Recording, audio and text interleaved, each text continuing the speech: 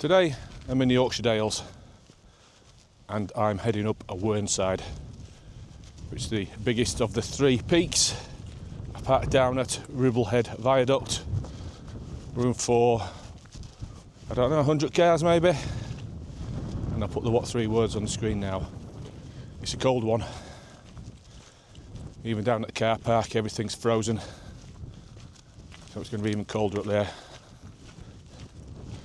So I've got my big bag full of winter kit, but the real reason I'm here is this viaduct behind me. So this month's photography competition, this month's theme is bridges, and at 4:45 should get a sunset on the other side of the viaduct. So I'm hoping to be up and down Whernside, back to the van, get the camera set up and get my sunset shot.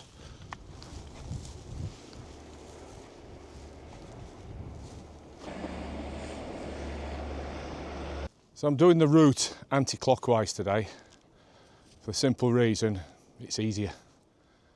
Doing it this way, it's a gradual climb up to the summit of Whernside, then a steep descent down. And anybody that's done the Yorkshire Three Peaks knows that steep section up Whernside is one of the toughest parts of the challenge. Just need Thomas the Tank Engine to come past now, and that would make me the fat controller. That's about right with all I've eaten over Christmas.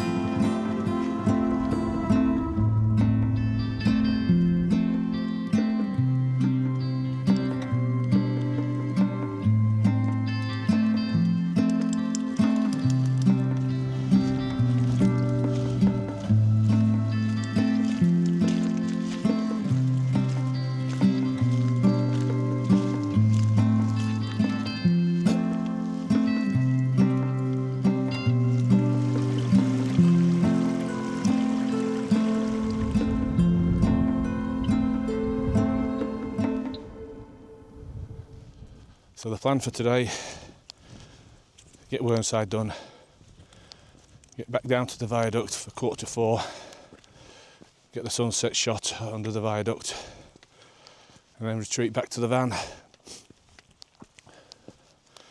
going to cook a lovely meal in the van tonight, spend the night in the van with Daisy Dog, and if I don't get my sunset shot tonight, I might be able to get a sunrise shot of the viaduct in the morning. A bit of breakfast, and I'm going to go for a shortish walk and then head home. It's going to be a cold one tonight, but luckily I checked the diesel heater in the van yesterday and it was working nicely. The sharp-eyed ones of you might have noticed I've got a new rucksack on. This is a birthday present from my lovely wife. It's the Osprey Talon Velocity, I think it's the 33. Basically I wanted a bag that I could get all my winter gear in with lots of pockets.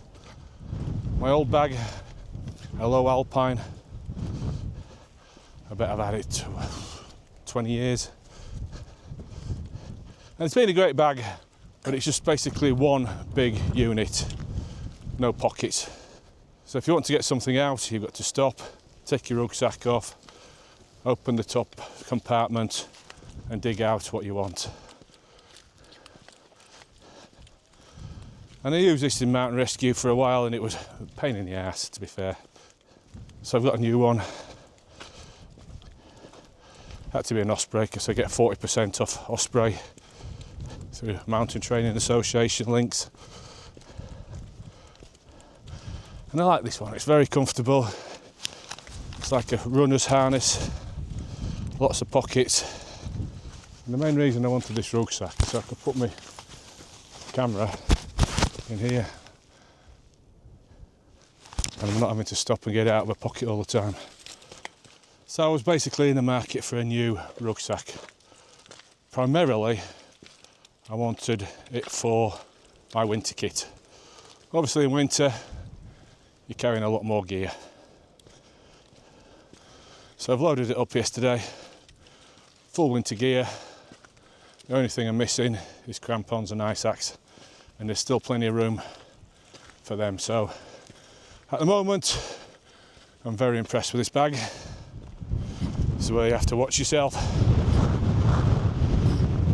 This worn limestone when it's wet, it's treacherous.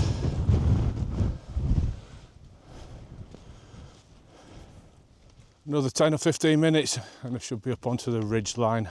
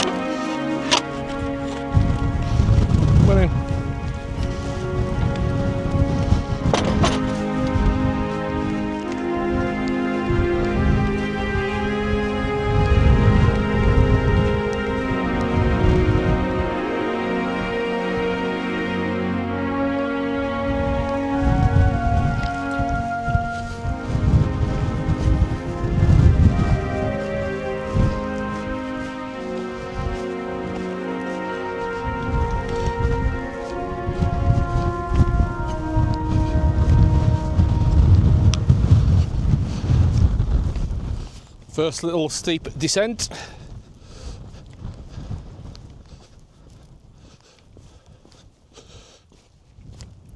Another short steep section. Heading down to that wall down there.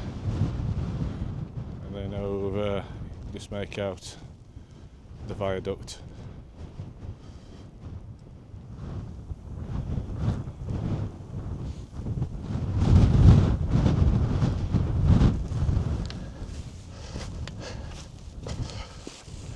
Come across this halfway down Whernside.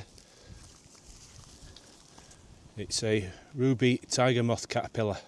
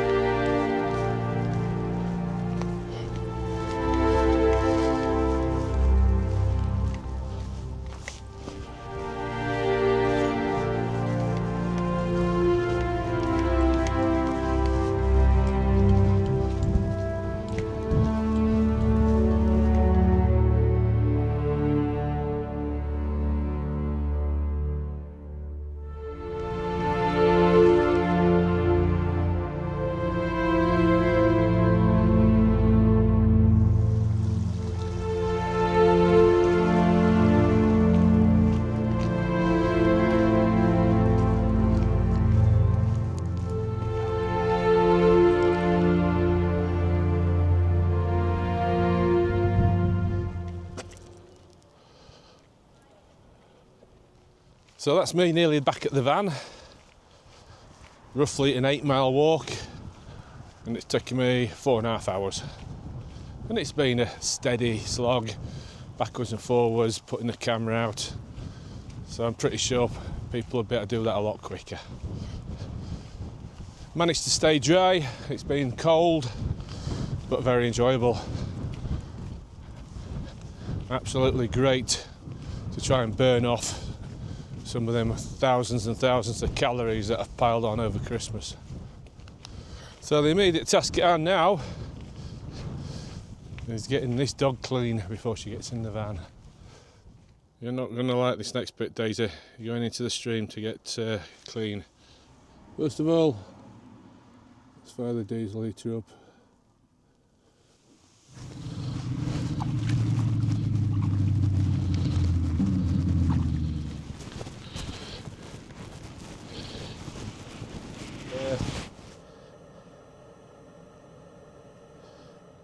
Right, back at the van. Diesel heater's on. Dog's drying out. Got about an hour before sunset, so just enough time to get a brew on.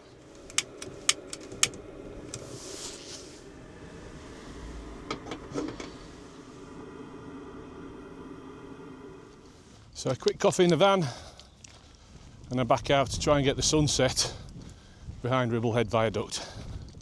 At the moment, it's looking promising. And I want to be up here somewhere.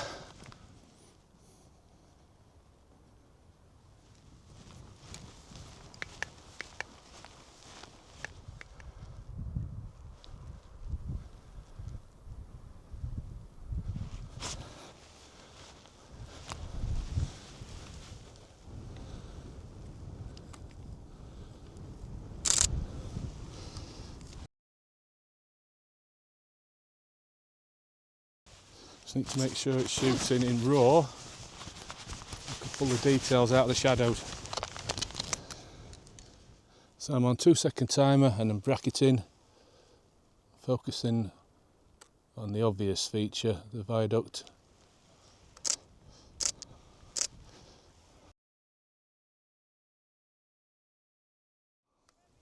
The sun's just going behind one of the columns now, so I might get a little bit of a sun stare. F11, what shutter speed is it giving me? It's giving me 320th of a second.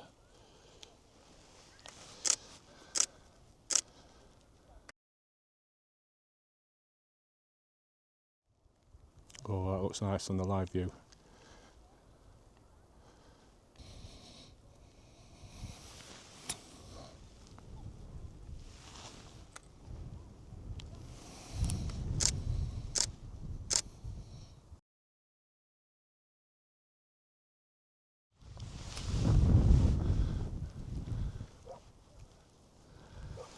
So the clouds are starting to colour up a bit.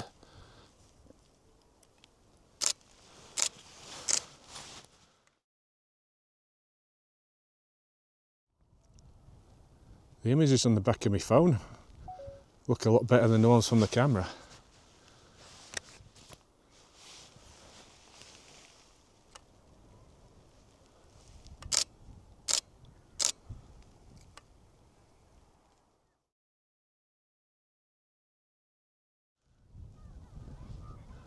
The raven over there.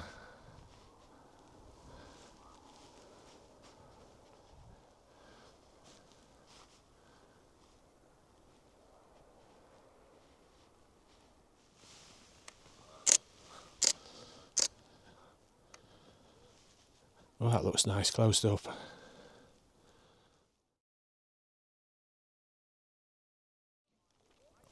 I can see the band of cloud through on the distance, all lit up.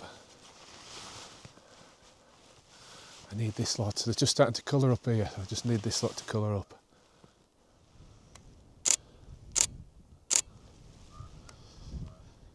Oh, I like that.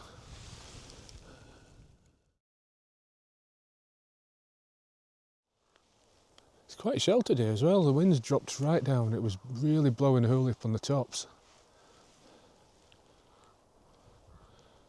But the clouds just left a nice gap for the sunset. Dropped lucky today. Oh, I'm not sure if I've got that raven flying across. Is it a raven? No, it's not. It's a short-eared owl. Well, the colour's gone, time to pack up and go home.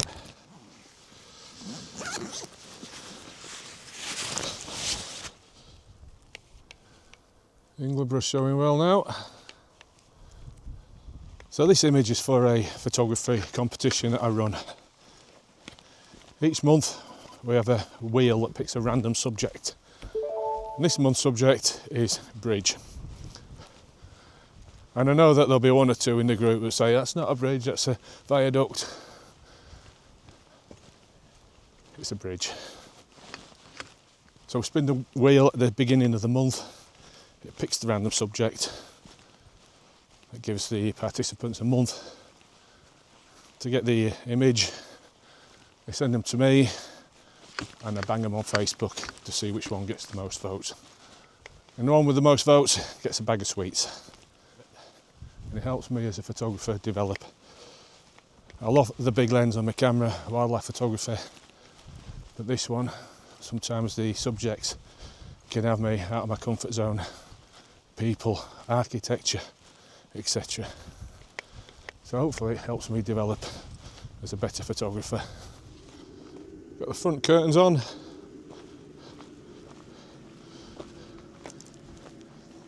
It's on a little bit of a slope, but I sleep with my head to the back.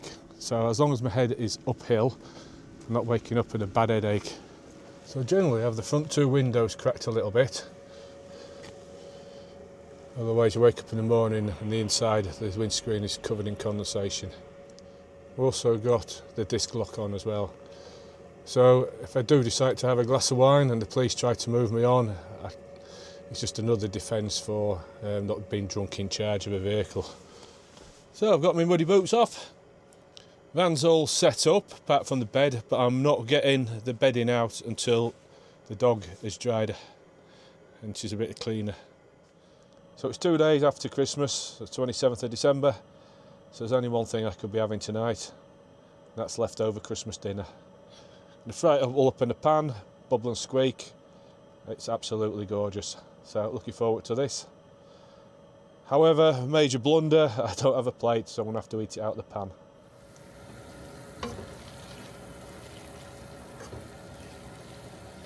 Leftover Christmas dinner. Oh my god, that is gorgeous. So that's me and Daisy Dog tucked up, ready for bed. So after Whernside we did the photography shoot, back to the van, had something to eat, managed to dry Daisy out, got the bedding out, and I'm just doing a little bit of editing, enjoying a cup of wine. Until tomorrow, it's me and Daisy Dog signing off. We'll see you in the morning.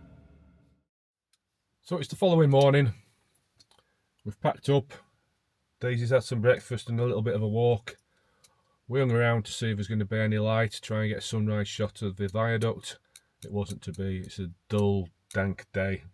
A decent night's sleep, had the diesel heater on, set low most of the night. Nice and warm and toasty, however you wake up with a bit of a dry throat. So both me and Daisy have gulped loads of water. I had to get up once to sort the windscreen cover that had blown off on one side. So I had to get out and sort that out, and then the wind died down. There's no wind at all now. So everything's packed up, tidied away, and we've relocated to Horton in Ribblesdale. It's the nearest place to get a signal. So I've just been going through a few emails, and now we're looking for a bridge, just in case my photography group don't allow my viaduct shot. And I know there's a lovely little bridge, Stainforth Force, just north of Settle.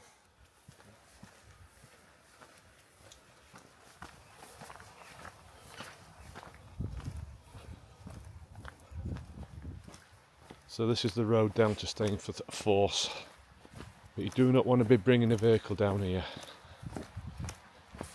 It's just wide enough to get a car to, and nigh on impossible getting anything over the bridge. You can hear the waterfalls in front of me.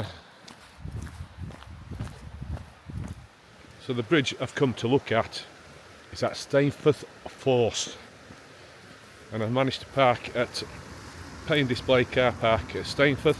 There's some public toilets there as well, and I've put the 3 words on the screen now. And then from the car park there's a little footpath that takes you down to the river.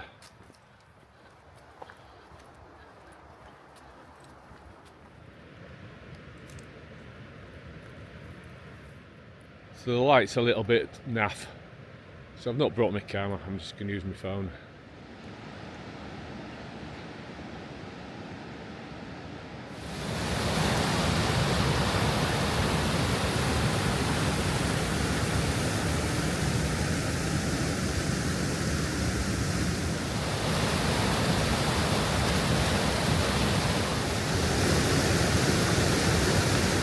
Because it's limestone, it can get really slippy when it's wet, so just watch your footing if you do come here. The shoe tree, 1, 2, 3, 4 pairs of shoes up there, or trainers.